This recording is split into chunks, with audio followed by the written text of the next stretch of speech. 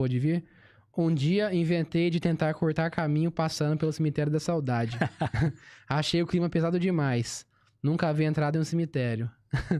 Bom, pra quem nunca entrou, eu já ouvi isso inclusive aquele amigo que participou no começo, o André, que, enfim, vai em cemitérios em situações normais, vamos pôr assim, né? Só a situação do luto.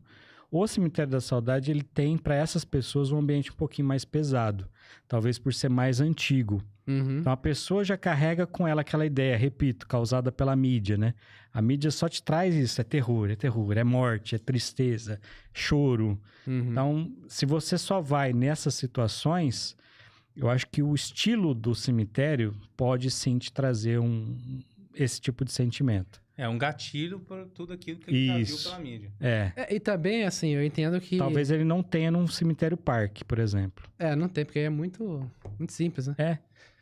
Assim, a impressão que eu tenho também é pelo fato da pessoa não estar familiarizada com aquilo. Exato. Com a perda e também com a questão do cemitério. Sim. Porque você falou, né, que desde criança você ia e tal, então pra você é uma coisa normal. Inclusive, meu pai comentou uma coisa aqui.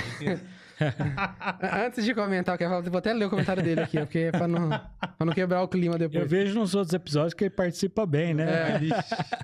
Quando o Michael era criança, ia no cemitério e via aqueles carrinhos pra levar caixões, ele gritava: Eita! Olha a churrasqueira, mãe. Eita! Porque parecia demais com a churrasqueira aqui. Parece mesmo.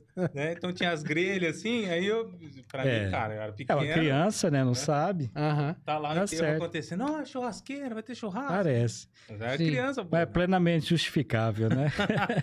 Então, assim, as crianças não estão tão familiarizadas mais com isso do que antigamente. Antigamente, até eu acho que eu ouvi alguém comentando, se foi o Emílio no Pânico, falou assim, que antigamente tinha avô, tinha bisavô, a criança, desde novinha, já estava acostumada com a perda. Porque a maioria tinha bisavó, morria e a avó levava, né? Vamos ver quem morreu lá no velório. Isso, participava, a criança tomar entendia um café, já. uma bolachinha. Hoje em dia, as crianças quase não têm vó mais, né? Porque pois é. Não nasce nem criança direito, começar por aí. Quando nasce... A avó já morreu. Não tem nem vó, já foi, né? Você viu aquele comercial parece que é uma folhinha nascendo assim, aí a criança, nossa mãe, uma folhinha. Aí veio uma galinha, nossa mãe, uma galinha. Porque criança de apartamento, né? Então. Os famosos criados com a avó, né? Os Nutella, leite com pera, né? Sim. Então você imagina, se a criança nunca viu uma galinha na vida, vai ver cemitério, as mães já não têm mais essa mentalidade, né? Elas não... É igual a questão que vocês viram, assistiu o episódio passado do bullying, né? Vocês falaram com a moça lá, a Samara, né? Ela tá acompanhando. Manda um abraço também pra ela. Igual, não que eu discorde dela, pelo amor de Deus, mas na nossa época, acho que na minha época, na sua, bullying era na porrada, cara. Era a forma mais... Até eu comentei, né? Falei, um dia, né? Posso contar esse caso? Não pode muito a ver, né? O pessoal me chamava de baiano na escola. Porque eu tinha cabeça... Tinha não, né? Cabeça grande, né? Nossa, a dele é grande, imagina a minha, então. Uma briga boa. E às vezes o uniforme era furado. Porque eu usava de um ano para outro, enfim. Baiana. E um dia teve um cara que falou o dia inteiro que ia me pegar na saída. É o famoso te pego na saída, né? Hoje não existe mais isso. Já não tem mais. Hoje dá até cadeia, eu acho, né? Pro pai. E aí eu fui o cara, eu me escondi na biblioteca, eu lembro disso até hoje, Dona Cristina, não sei se ela é viva ainda, mas enfim. Esperei umas 2 horas, a hora que eu saí, aquela galera, aquela multidão de crianças, briga, baiano vai apanhar, porque o cara era temido, né, teoricamente, eu não lembro o nome dele mais, mas enfim. E o cara provocando, empurrando, e eu silêncio, continuando meu caminho, que é o que teoricamente a gente faz, né, a gente... engole sapo e tal. Até que ele me empurrou e eu caí, acho que por obra divina, num resto de obra, assim, em cima de um tijolo. Mas foi o cair, pegar e tacar na cara dele. Aí o sangão velho desceu. Gente, eu não tô recomendando. Crianças, não façam isso em casa, hein, pelo amor de Deus. Mas a partir daquele momento, esse cara sumiu e, teoricamente, eu passei a ser temido. Então, de temer, eu passei a ser temido. E, no mínimo, respeitado. Porque chegava o pessoal oferecendo Ana Maria, né? Sabe aqueles bolinhos Ana Maria? Ô, Baiano, quer uma Ana Maria? Não que fosse minha intenção. Minha intenção era só tirar aquela dor de cabeça, né? Mas, enfim, são abordagens. Sim. Né? Então, a gente tem a ver aí com do bullying, mas, enfim, tem a ver com a questão das crianças. Se as mães e os pais não criam com essa cultura... quando for necessário que a criança passe por isso, porque, querendo ou não, vai ser obrigado, né? Sim. E aí ela vai ter essa experiência de luto, né? E o luto vai ser mais pesado. Eu lembro quando meu pai faleceu, eu tinha 7 anos de idade. Então, teoricamente, era para eu ser um cara mais revoltado do mundo, né? Eu lembro de sorrir e brincar durante o velório. Porque eu não via já, apesar de ser muito pequeno, eu não via aquilo como de extrema dor, né? Sim. Eu acho que é a forma que a gente leva a coisa, né? Sim. Acho que é isso. Eu lembro, eu comentei isso, foi o seguinte, recentemente, um primo da Bianca morreu, né? Aí nós fomos no velório e foi lá em frente ao Bom Pastor, então eu não sei como chama lá o lugar. Você sabe o nome ou não? Lá eu acho que de frente ali. É. Enfim, não importa também. Aí nós fomos no funeral, no velório, aliás. Aí estávamos lá, a família toda e tal, e o rapaz era novo, minha idade, assim, uns 30 anos por aí.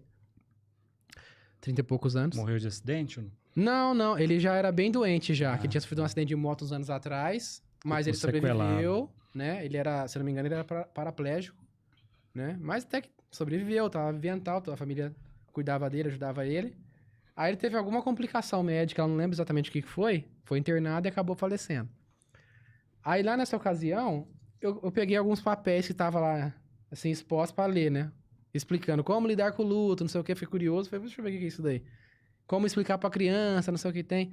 Aí tava falando lá, assim, o seguinte, primeira regra, não minta pra criança, falar que foi dormir, não sei o que. Tal, virou estrelinha.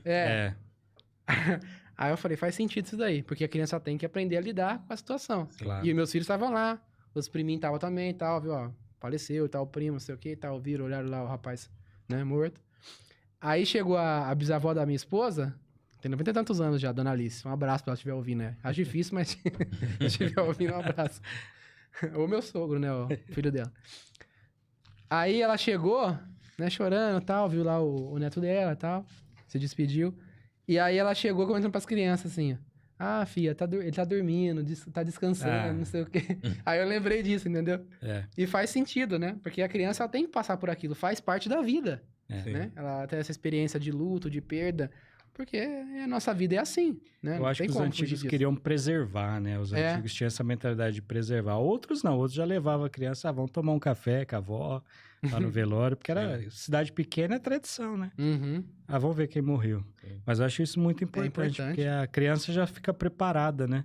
Quanto mais você esconder, se ela não for precisar passar por isso, tudo bem, mas eu acho inevitável, né? Uma hora vai, né?